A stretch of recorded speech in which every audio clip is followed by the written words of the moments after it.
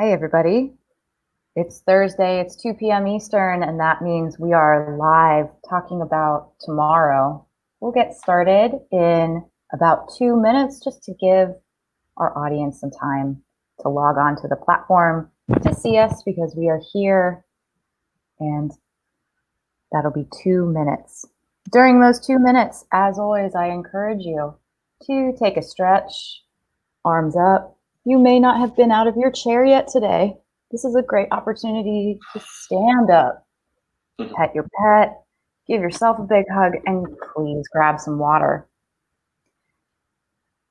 We stream live to Facebook and to YouTube, so if you are joining us on one of those platforms, welcome.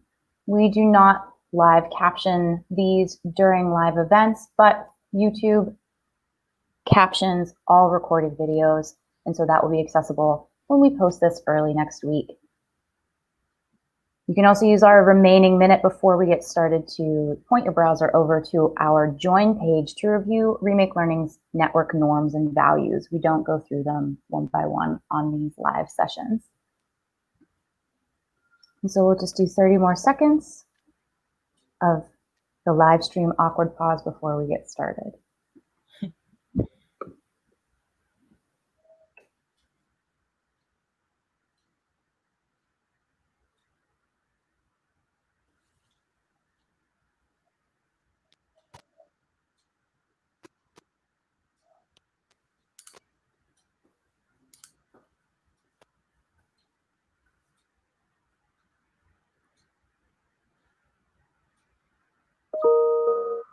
Okay, welcome. My name is Ani Martinez. I'm joined today by my wonderful partner, thought leader, and provocateur, Jason Swanson and KnowledgeWorks. We're here because we are part of Remake Learning, and we are a network that is igniting more engaging, relevant, and equitable learning practices that in support of young people navigating rapid social and technological change. While we've been doing this work since 2007, 2020 has been a deep dive into our commitment to justice, to our commitment to the most engaging and relevant learning practices and methods, and to the relationships between and among the educators, practitioners, caregivers, and helpers here in our region to provide opportunities for all of us to thrive. This conversation and every conversation on Thursday is brought to you by the Tomorrow Campaign, which is asking questions around what we can do today to make tomorrow a more promising place for all learners. We hope you'll join us through October for more stories on our blog, for the announcement of some grants coming up in our region, conversations, meetings, workshops, professional learning development opportunities, and of course, some very wonderful events as we close our campaign in October. You can connect with us on Facebook, Twitter, Instagram, and that's our info ad account if you ever want to learn more about Remake Learning and have a conversation with me. And we hope you'll join and follow along on social media using hashtag #RemakeTomorrow. And so it is a very special day in our neighborhood as we are joined by one of our most graceful, loving, and justice-oriented leaders, Dr. Behr Lovelace, and our founder, champion, and chair, Mr. Gregg Behr. Welcome to our stream. Hi, everybody. An honor to be here, especially alongside Dr. Lovelace. As always. The feeling is mutual. And so, Gregg, you know, we're so lucky to have both of you together. I think the dynamic that you and Temple have around how we talk about the work, how we talk about futures thinking, we talk about Pittsburgh. These are all deeply embedded in your practices, and I know that these are things that you and Dr. Lovelace share. But we also have a really special gift today having you because you are the founder of Remake Learning and also the mastermind behind the beautiful Tomorrow campaign. So I was hoping that you could start us off by talking a little bit around why tomorrow, why Remake Learning? So 2 big questions, and I'll try and be as succinct as possible. The Tomorrow campaign. The Tomorrow campaign was actually envisioned a world ago, back in November and December of 2019. It feels like a very different time and a very different place. And the idea then, in talking with our colleagues in Remake Learning, was this, that this is a region that for nearly 15 years has been wrestling with what is relevant, what is engaging, what is equitable as we think about learning and the future of learning. And yes, we need to wrestle with what's right in front of us, but how do we think about the things that we need to do as we look ahead?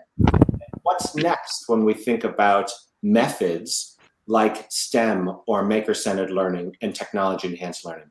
What's next when we think about relationships and the types of relationships that we want to design to support learners and then also their educators and families? What's next when we think about justice learning?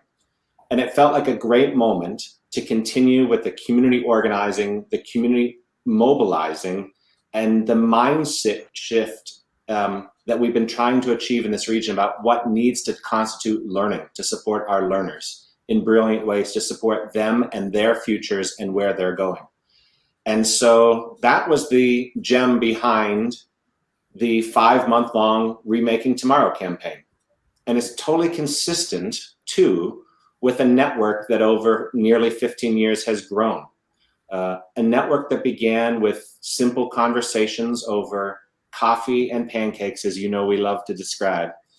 Back in late 2006 and early 2007, Temple and others were part of these conversations and really wrestling with coming to terms with understanding the ways that young people were developing their identities differently, seeking affirmation differently, consuming and producing information differently, and a real sense that something was fundamentally different about young people and their futures.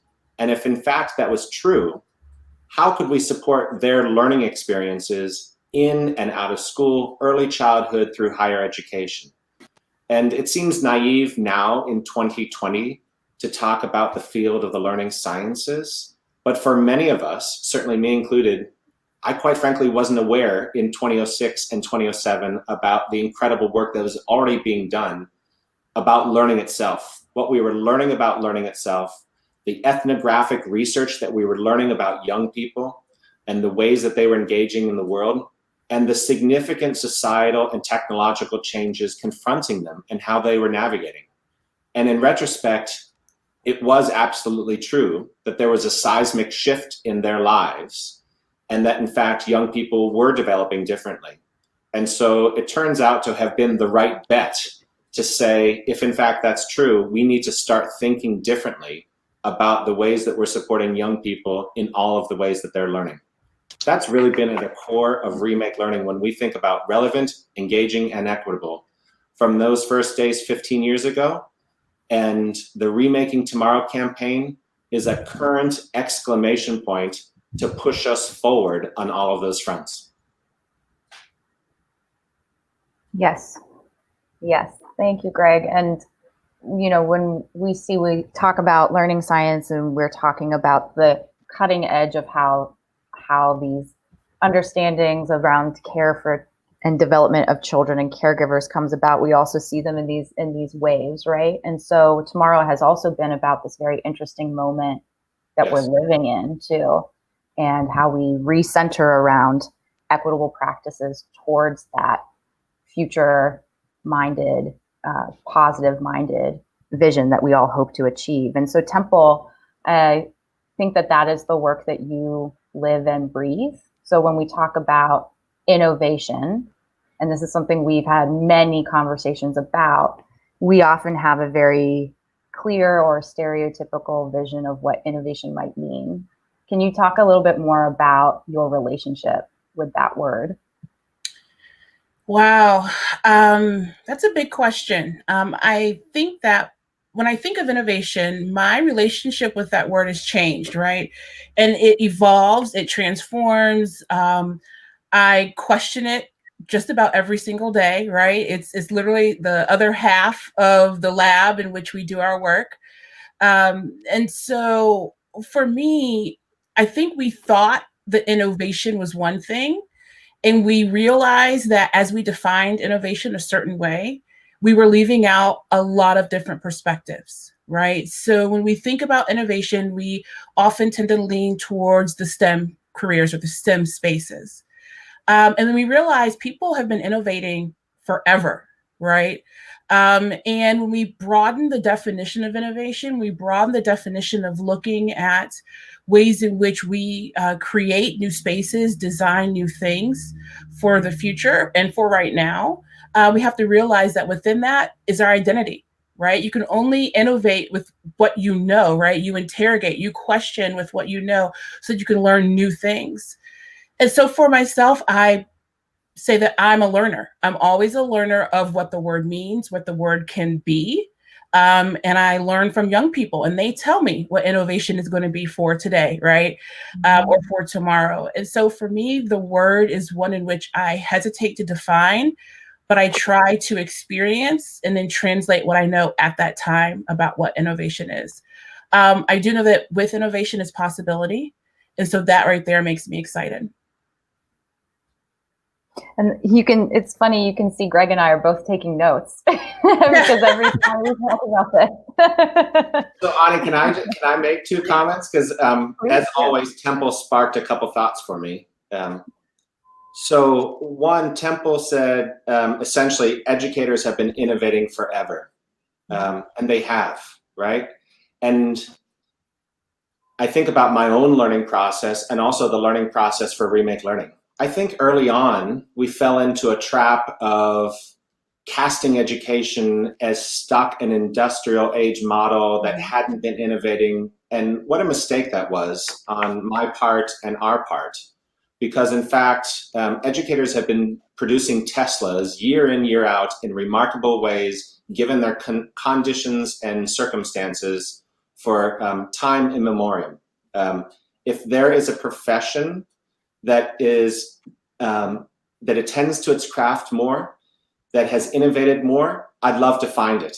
And we need look only to these last 5 or 7 months to look to a profession that has pivoted, which is a word I don't like, but they have pivoted in remarkable ways, right? It is just incredible. And also, Temple mentioned whose voices, right? And this is part of my own learning and also part of my own privilege. And when I think about Remake Learning, we talk now more clearly, not clearly enough, but we talk more clearly about relevant, engaging, and equitable. I think to those early years, we were probably very messy in our language and didn't use the language of equity, diversity, and inclusion and belonging enough. I think we got better as we began, obviously, using the word equity. We got even better when we gave better description to what we meant by equity. It wasn't just some sort of ethereal idea, but in our region, we said for our region and our circumstances, that's learners of color, learners in poverty, girls in STEM, rural learners, and learners with exceptionalities. And we further learned we shouldn't use the language of learners with exceptionalities. We should use the language of learners with disabilities, if that's what we mean. I've learned those lessons from Dr. Lovelace and others. And as we look forward, we have so much more work to do on those equity pillars and our commitment to justice learning, but also the intersectionality. So Dr. Lovelace, as always, your comments sparked all sorts of feelings and ideas in me, and I thought those are important things to share about our collective and continuous learning. And it's also a wonderful opportunity to talk about the work that Knowledge Works has been collaborating with us for the last several months. Jason, would you mind sharing a little bit more about that process? I'm sorry if there's an echo that everyone else can hear. Could you please repeat the question? I had a little bit of trouble hearing you. Yeah, I apologize about that strange audio glitch. I said that this is a wonderful opportunity to talk about the report and the collaboration that Knowledge Works has been conducting with members of the Remake Learning Network and the Council for the past several months, because we actually haven't done that on these live streams yet. Yeah, so we were honored to work with the Remake Learning Council and by extension, a local commission on the future of learning, assembled from council members and other members within Remake Learning. And we were really interested in asking a few questions, but the main forecast question was really, what does the future of learning in the region look like in a post-pandemic future? Recognizing that this area is rich with talent and expertise and really have long been strong advocates for both the future of learning in terms of the creation side, but also highly future literate. So with that in mind, we engaged the council. We really wanted to hone in on three really big pillars: justice, relationships, and methods, and to wrap those into ideas or really foundational aspects of a preferred future of learning for the region.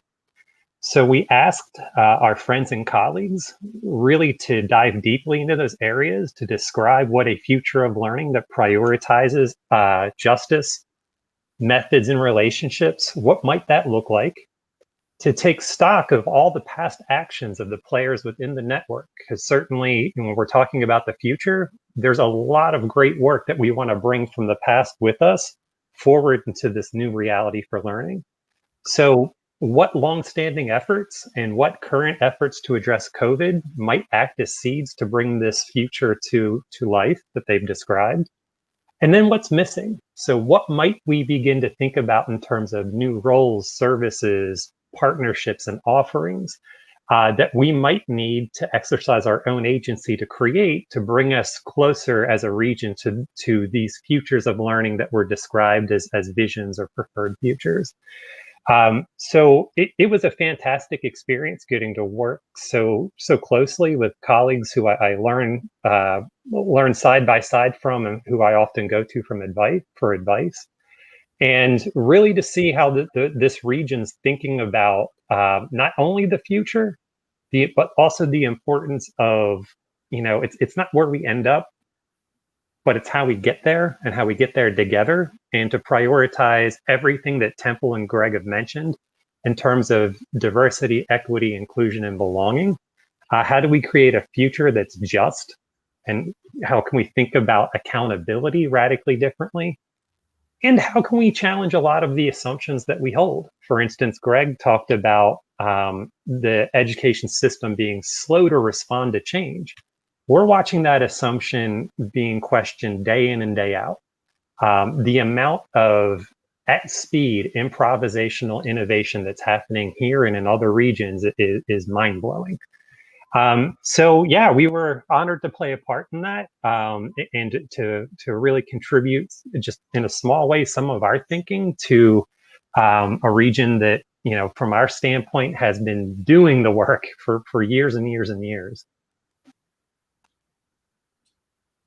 And so Gregg, Gregg, please go ahead. Yeah. Sorry. So it's what happens when you're in conversation with amazing people. So I think, sometimes brilliance is right down the street at Duquesne University and the work of Dr. Lovelace. Sometimes brilliance is across the country in a place like Cincinnati, Ohio, where KnowledgeWorks is based.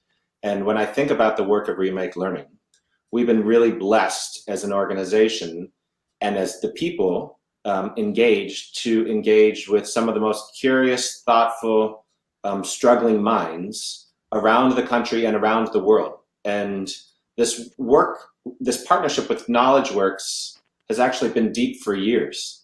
KnowledgeWorks, as you know well, has been at the forefront of looking at signals about the future of learning and how we might think about those signals. A number of years ago, when KnowledgeWorks published its then 4.0 forecast, the team at KnowledgeWorks subsequently put together a Pittsburgh-specific publication that identified people, ideas, and organizations in the Pittsburgh region that were signals of the things that they identified in that report. That's so important because it gave local context and local sensibility about those signals. Because it's oftentimes one thing to read about something, but when you can see yourself in it, or you can see your neighbors in it, you start to wrestle with it in a different way. And then, Temple, you might want to speak to this too, because if I recall correctly, it was KnowledgeWorks that worked with a group of young people at the equityX Center and engaging young people in wrestling with those then signals of the future of learning, asking them about their own hopes, fears, worries about the future of learning, and how they wanted to be engaged in shaping that future. Absolutely. I mean, the impact, I mean, it was kind of an amazing intersection because it marked the end of the first year of funding, which we got from the Grable Foundation for Youth Leading Change. It marked the beginning of an amazing relationship with Jason, who has been a great partner in thinking deeply, about lots of different things. And it was a time in which it was one of the first times I was able to see amazing young people come together from all across the city, and they created the learning experience they wanted to have. And it was an entire day at the Geron X. Grayson Center. And in there, we were able to expose them to lots of different things. It was about them. We as adults were there just to support what they wanted. And that session, I mean, I still have the banner, the timeline that they created. I refuse to go anywhere without it. And it's probably a couple hundred feet, would you say, Jason? And so I'll let you speak to specifically what happened in that center. But what I would say is that started us on a path. Having that conversation and thinking about the future started us on a path of always considering the past, present, and future when we look at designing new experiences for young people. So Jason, talk a bit more about that session, because you were there 100% of the time, and kind of what impact came out of that. Yeah, so I need to start off by saying that workshop to this day is one of my favorite workshops of all time, and for a variety of reasons, not the least of which is that's how you and I became friends, Temple, and colleagues, and it holds a very special place in my heart. But yeah, we worked with a series of young people, and as Temple mentioned, we built a massive timeline of the future. So the idea for them, for us, was to really get them thinking about causality and how past actions influence the future. So we built this massive timeline, and we wanted students to think about time at the global level, at the local level, and within their own personal lives. So we spent a lot of time thinking about big transformative events at all three of those levels. We started to throw in trend lines as well as big events. And then we asked them to carry it out into the future. I can't remember how far we went, but also thinking through global, local, personal, big transformative events that might happen. So with that, the idea was to get an idea of how Pittsburgh and their neighborhoods and their lives could be different. And then with respect to how they could be different, how might they remake learning for the future? And at the end, we had a big debrief. Of course, we started the session with nobody can predict the future. Let's just get that out of the way.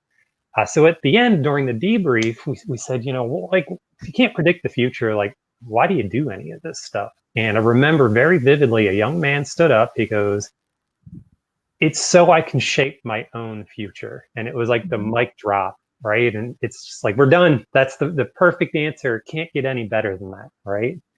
But as I reflect on that process and what a lot of the young people thought the next decade would be like, and the things that they were prototyping, it caused me as an adult to check my own assumptions about what the future of learning could, should, might be like, right?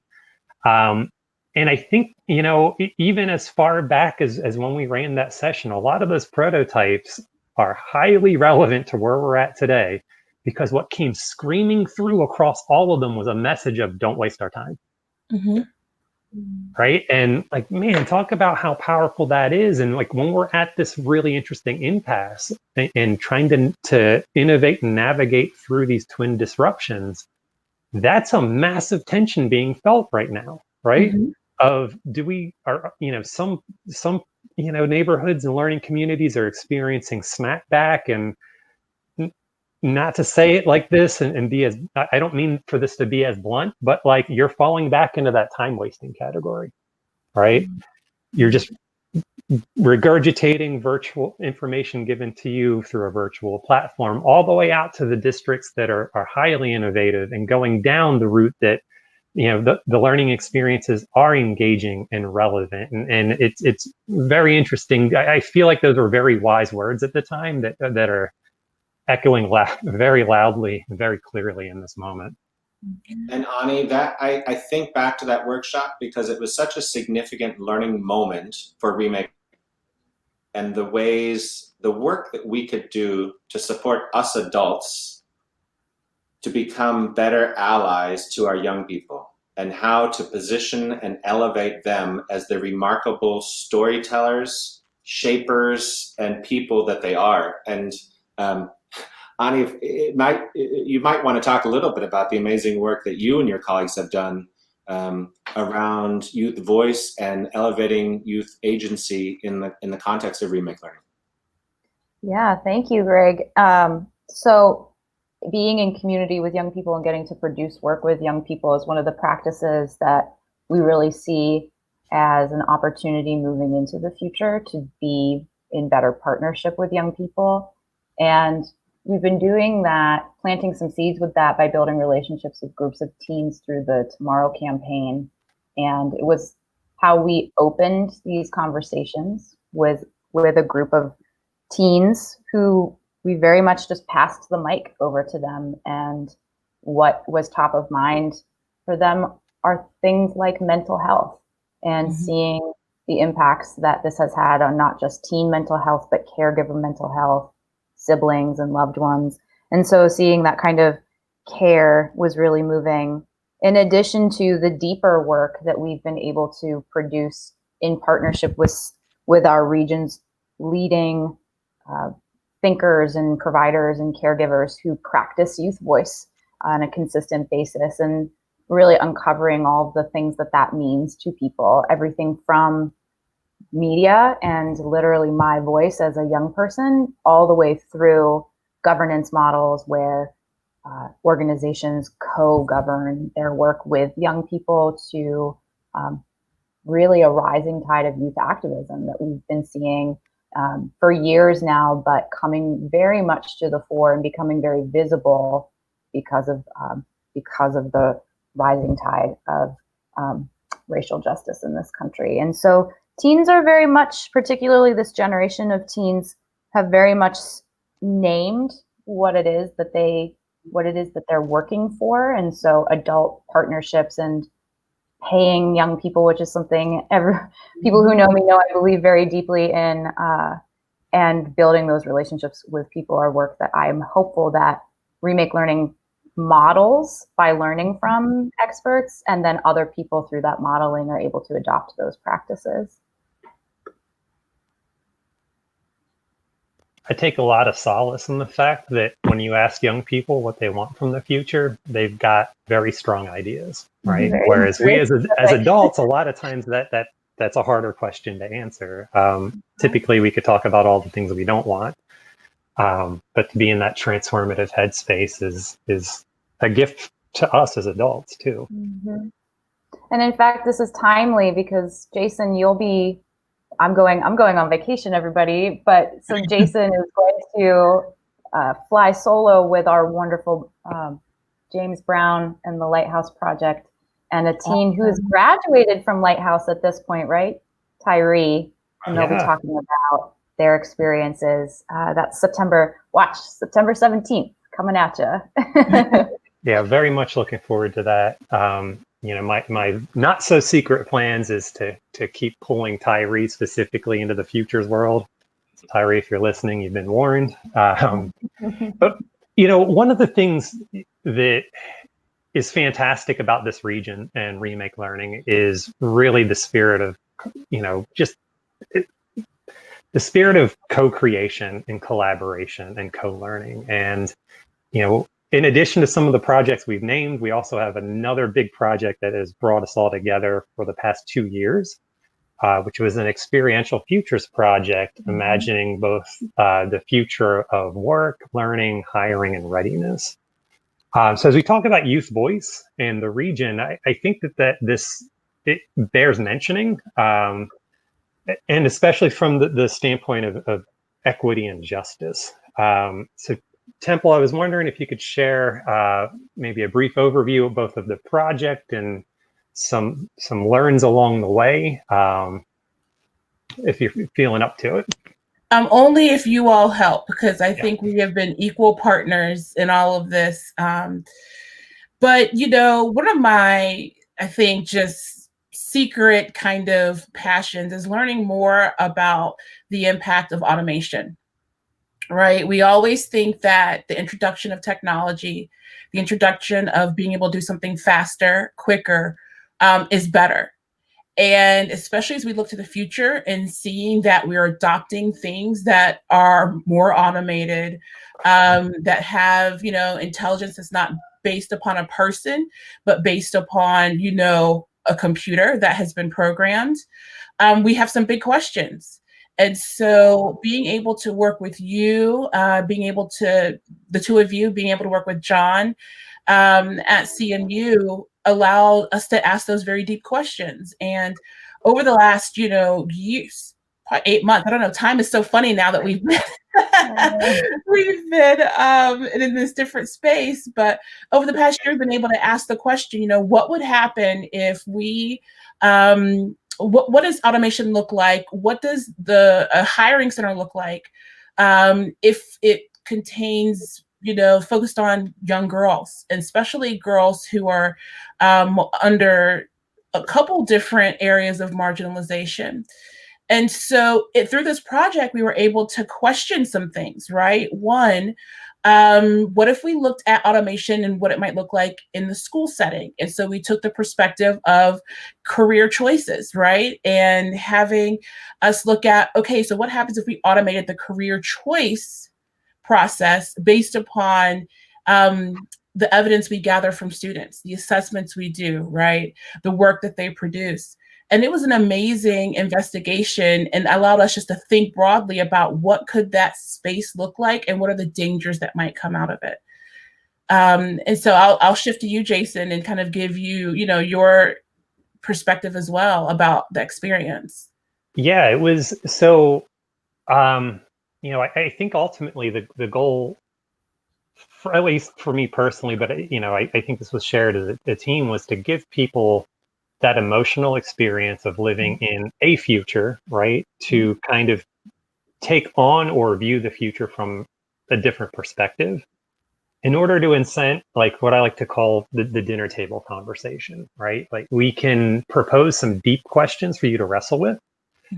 We can do some sense making together around proposed solutions, but we weren't necessarily offering big solutions, but just helping people to ask better questions in hopes of it would be a lasting experience. So, you go through the experience, you leave, you're hanging out with your friends, maybe grabbing some dinner, and it sparks some other questions, right? And, that's, I think there's a lot of value in that type of exploration because it lowers your guard a little bit around questions that may feel touchy, right? The future of work and hiring for multiply marginalized girls. Obviously, there's a lot in that question. But I think it takes an analytical experience and makes it an emotional one. So it makes it a little bit more approachable. So you can cross through that gateway, so to speak, and then dive into that deep analytical work and ask those questions of, is this a future I want, right? How am I contributing to this? How am I contributing maybe to a different future?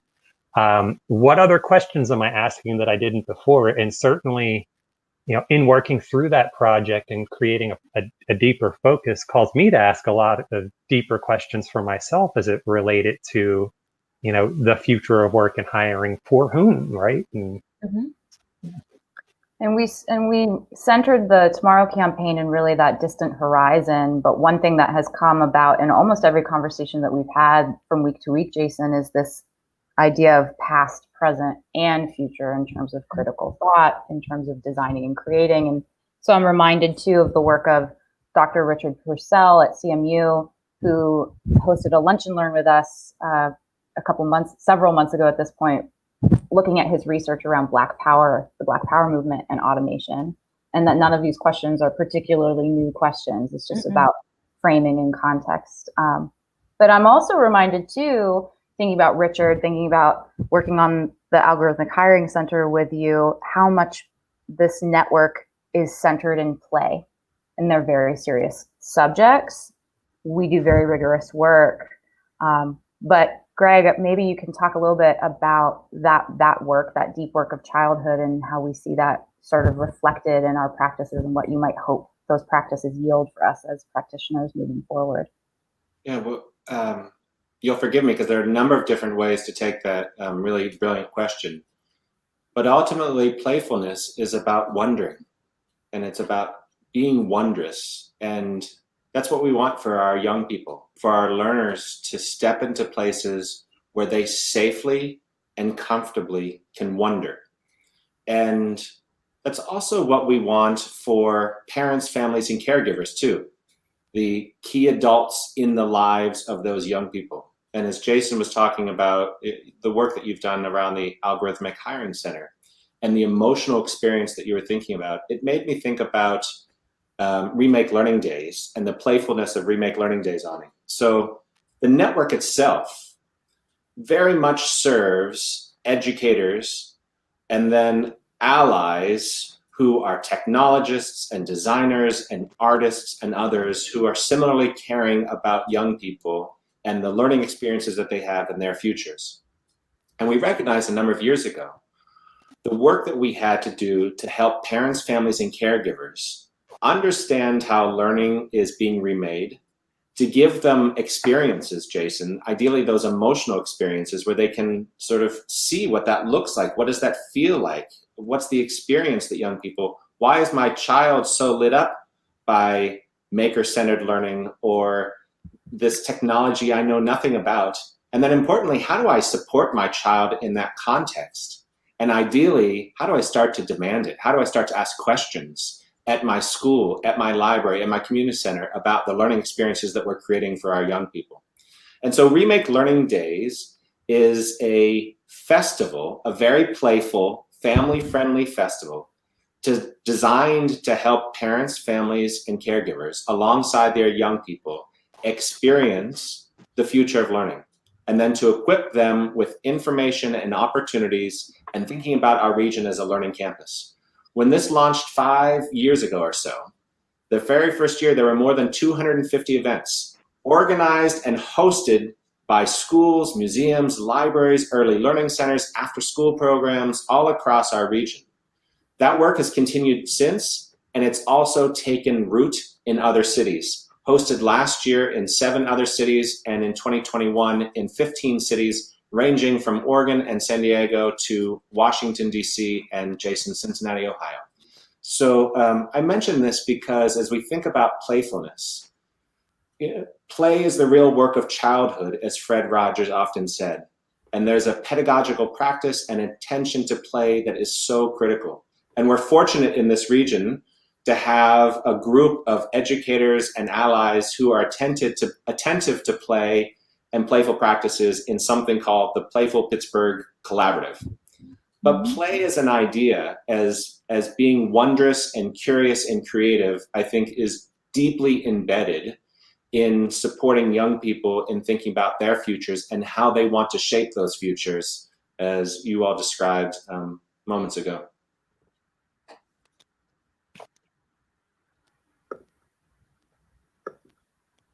Play also provides a safe space to teach you how to fail constructively, right? The idea of play is so critically important to moving along this path that we've set in terms of visionary futures. So I want to pivot just a little bit. So we've been spending a lot of time in sort of the vision space, right? And talking about different modes of communicating the future. But something you said earlier struck me, Gregg, and that was the idea of seismic shifts, right? And here we sit in the midst of another seismic shift, many seismic shifts.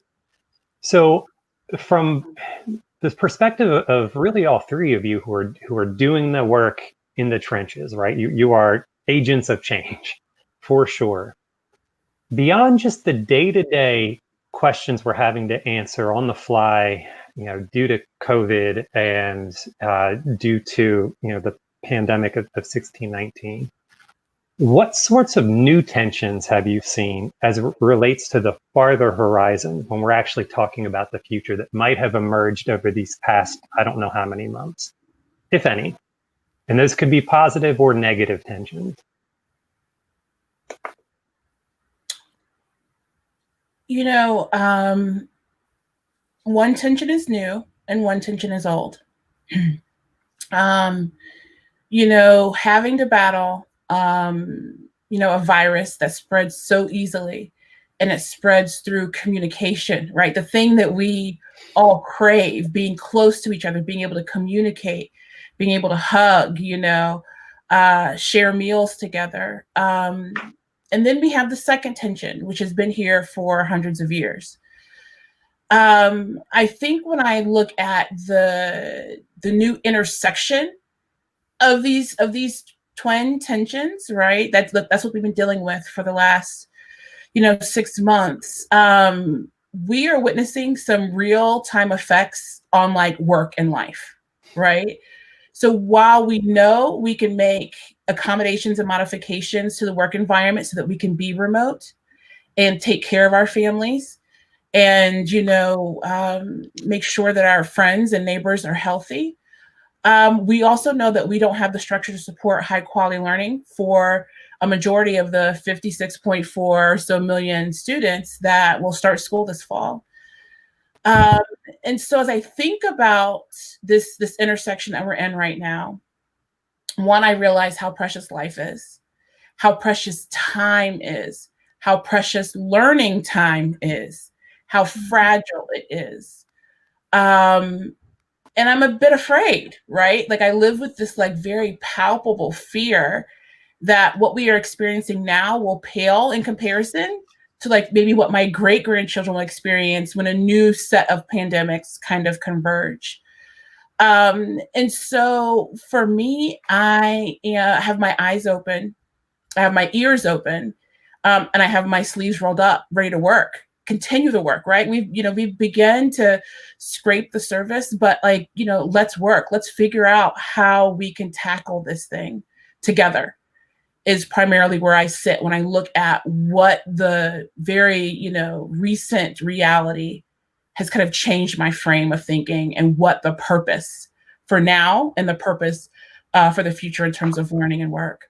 I love that tempo. Let's work, right? Yeah. And we're lucky in this region to work amongst hundreds, if not thousands, of people that I think are wrestling with these questions genuinely and authentically. And Jason, the tension that they articulate is that we don't need to do things better, but we actually need to do better things. They know that.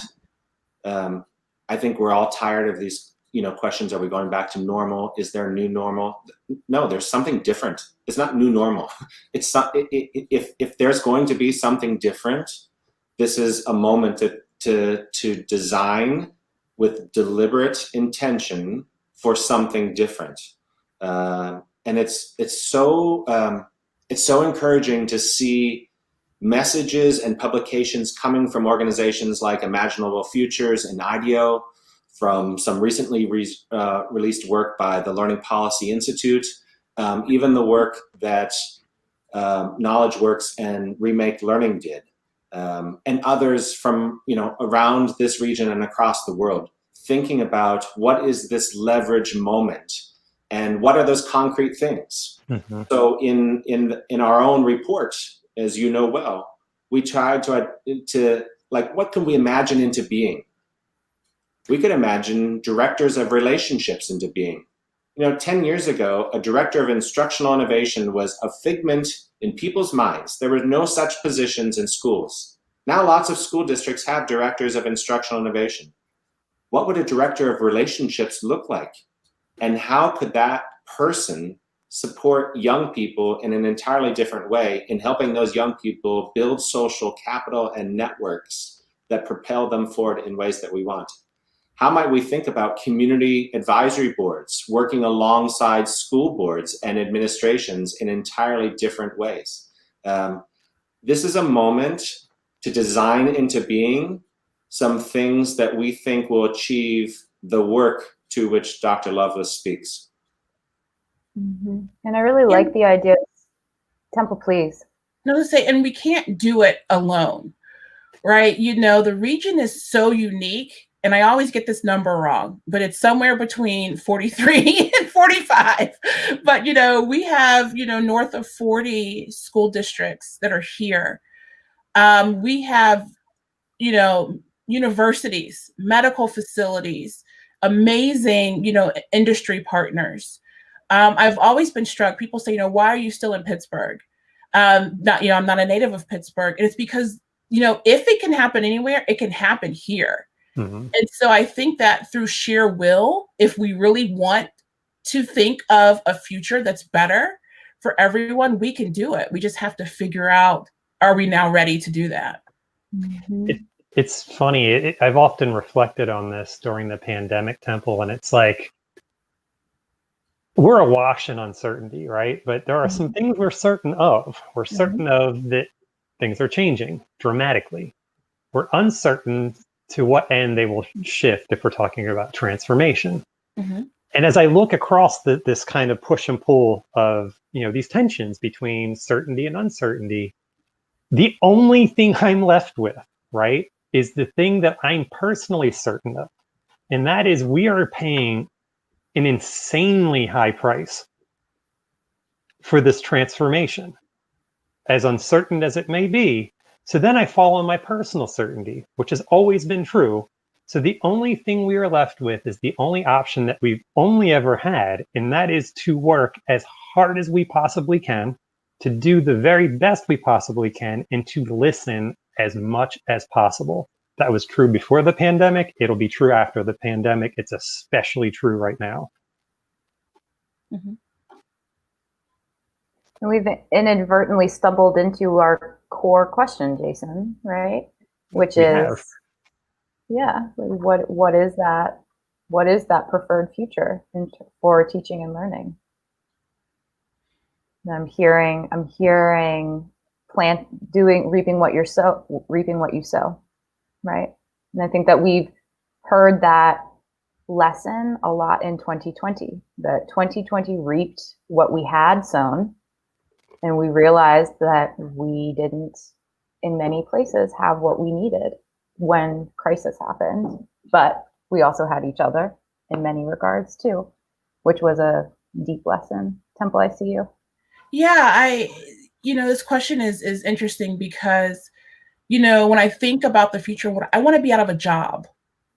Like I do not want to be, I don't want to have to disrupt anything or transform anything, because we've already done it. We have created a future where everybody is valued. Everybody is free to play, right? Without obstacles, right? Everybody is free to interrogate what's around them and create things and prototype and fail without it meaning a future, that is filled with, structural oppression that they will not be able to get out of. And so I hope that my vision is that I don't have a job because we figured it out. And we've done it with young people right there beside us. Or how about that? Them leading it, and we're just trying to picking up the pieces and removing barriers and cleaning up, what they've disrupted in a good way, right? And so that's what I hope. I hope that we have moved to something so amazing, where equity does not even need to be defined anymore because it's realized and it's here. And more importantly, emancipation is here, right? That everybody is free and liberated from structural oppression. Mm-hmm. Mm-hmm. When maybe the most profound moment in my life was when my first daughter was born 9 years ago. And as a parent, I don't know how you don't start to see your child in every single other child. It's a life-shifting moment. And I remember thinking at the time, what do I want for my daughter? Yes, I hope she is graduated from a brick and mortar high school, but I'm hopeful that she has a myriad of learning experiences at the library, at the studio, all across in the community in places I couldn't even yet imagine, in ways that she was really pursuing her passions, that she was pursuing her interests, that she was building a sense of agency, that she was building a sense of confidence, of remarkable possibility, to which Temple just spoke. And the work means making sure we see that in every single child. And the tension, the troubling thing is, we know we are so far from achieving that. We have so much work to do. Tempo, I am so hopeful you and I can get ourselves out of our current jobs and build bed and breakfasts in Vermont or something. It's called Vermont. But we have work to do. We have work to do. Yeah. And part of what I love about this network and you all and the people involved is, yes, attending to this with smart practice and attention to child development theory and practice, attention to what we're learning about learning itself, but also the very personal approach that we all take and the heart that we all feel about it.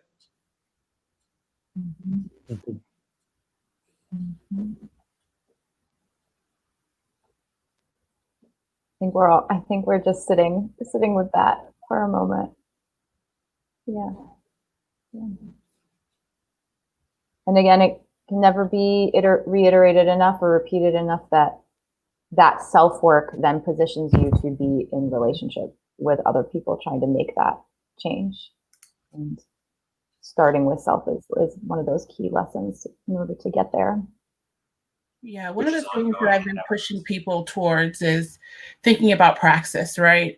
So we said, you need to reflect. No, we need praxis, right? And praxis is reflection and action, right? Because if we reflect only, we're sitting still, we're standing still. We're, in that, and, the paralysis of analysis, people have said.